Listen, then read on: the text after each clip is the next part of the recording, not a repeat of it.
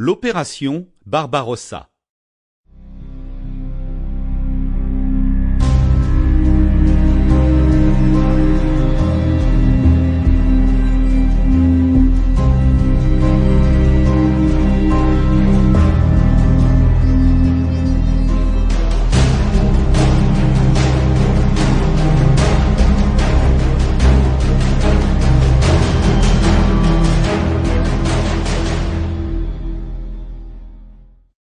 L'opération Barbarossa est le nom de code désignant l'invasion par le Troisième Reich de l'URSS, l'Union des républiques socialistes soviétiques, pendant la Seconde Guerre mondiale.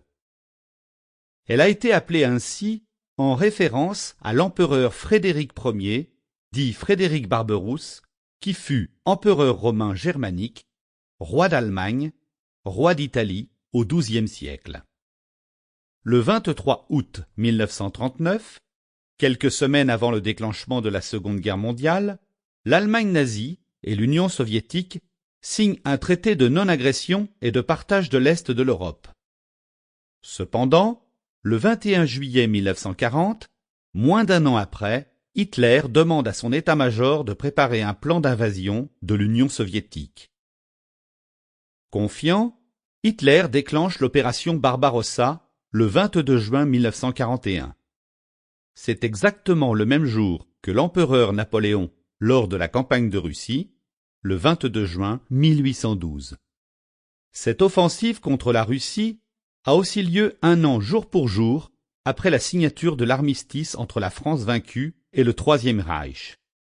L'opération Barbarossa ouvre le front de l'Est et devient le principal théâtre d'opération de la guerre terrestre en Europe.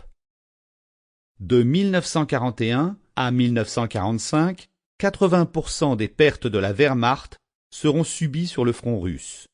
Et ces pertes gigantesques en hommes et en matériel seront un facteur crucial dans la défaite du Troisième Reich nazi. Ce front de l'Est va être le théâtre des plus grandes et des plus sanglantes batailles terrestres de la Seconde Guerre mondiale. L'opération Barbarossa est la plus grande invasion de l'histoire militaire, de par le nombre de soldats mobilisés et de par les pertes subies par les forces en présence. Ce sont près de 4 millions de soldats de l'Axe qui pénètrent en Union soviétique. En plus des troupes, l'opération Barbarossa a mobilisé plus de 600 000 véhicules et 600 000 chevaux. Cette invasion marque aussi un tournant dans la guerre, jusqu'alors encore assez localisée et européenne. Elle va bientôt embraser le monde entier. La Wehrmacht possède une supériorité initiale considérable en hommes, de l'ordre de 2 contre 1 au minimum, et en équipement. Elle est mieux organisée, mieux commandée, et dispose du moins, jusqu'à la gigantesque bataille de Koursk de juillet 1943, d'une incontestable supériorité tactique. La Wehrmacht bénéficie de l'effet de surprise. L'Armée rouge, si elle est loin d'être préparée au choc avec l'Allemagne, a été décapitée par les grandes purges staliniennes durant les années 30. L'Armée rouge dispose cependant d'importantes réserves humaines, ainsi que d'avantages matériels certains.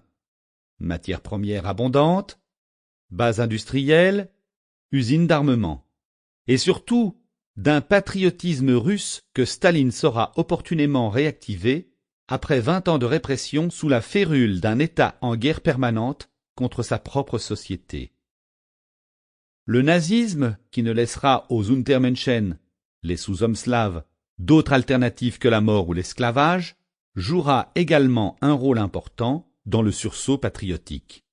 Comme en 1914, au début de la Première Guerre mondiale, l'Allemagne entend agir rapidement. Le plan Barbarossa fixe à 4 mois le délai nécessaire à l'anéantissement militaire de la Russie, cœur névralgique de l'Union soviétique. En pratique, l'opération Barbarossa s'étendra de juin 1941 à janvier-février 1942. L'échec allemand de la bataille de Moscou étant le dernier épisode de la première phase du conflit sur le front russe. Les justifications de cette invasion sont multiples. Historique, puisque c'est l'échec du plan Schlieffen en 1914 qui a conduit au traité de Versailles, ressenti comme Sample complete. Ready to continue?